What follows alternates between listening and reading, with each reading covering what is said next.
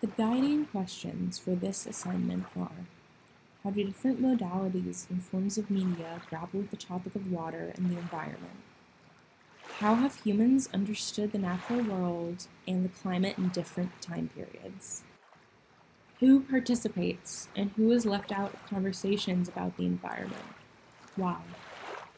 The texts I plan to work with are Hussein's Sultana's Dream, John Oliver's Water segment from Last Week Tonight, and from my own experiences from volunteering at the Forge Garden. For this project, I have some key points that I want to focus on.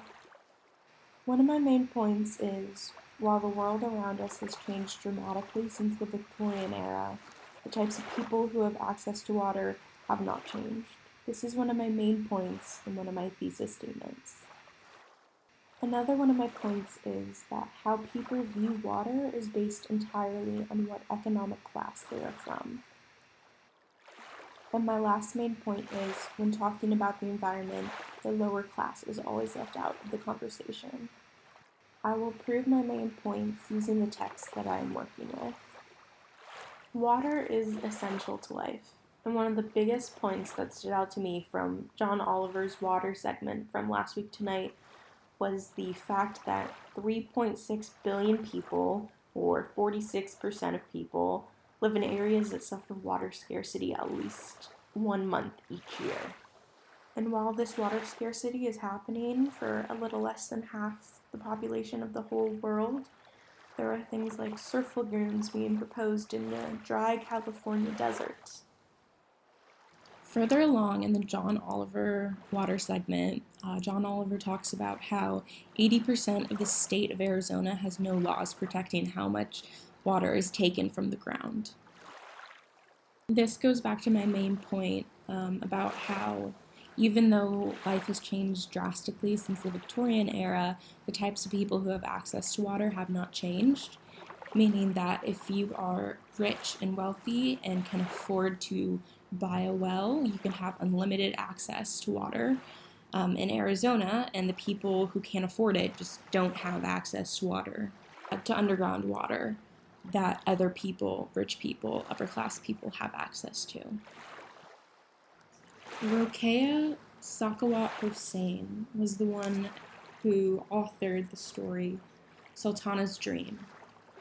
Something that I would like to note about her is the fact that she came from an upper class family and her father was the landlord of the village, meaning that she's going to have a skewed view of the image of water and what water means coming from an upper class family.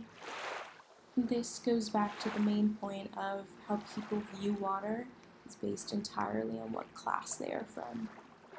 Since Hussein comes from a upper class background, she has grand ideas of what water is and how water affects society and how they connect to each other. In Sultana's Dream, the word water only is said or written twice, but it is unrealistic to have that kind of beautiful utopia without water. So even though it isn't said more than 2 times, we know that water is a subtext of this poem. What I imagined this beautiful utopia to be is the picture that I have included right now. And as you can see, there's plenty of water, along with lush greens and sophisticated technology. When it comes to the environment, yes, the lower class is not included in the conversation, but also just families and working class people aren't included because corporations have taken over. I previously mentioned about how 80% of the state of Arizona does not protect against how much groundwater is taken from the earth. This then translates to corporations having as many wells as they want and taking as much water as they want, and basically screwing over families and everyone who has just one well, for their house and for their family. A way for people in the community to be involved in where their water is going is through organizations like the Forge Garden. During my time at the Forge Garden, I really learned how to get my hands dirty and really be one with nature through planting and cultivating um, all of these different herbs and plants. I also picked fruits and I fed the chickens, and it was a really just wholesome experience. So, what does this all mean for the future use of water? In order to have this utopia of, lush greens and water flowing, we need to really reevaluate how we use water today.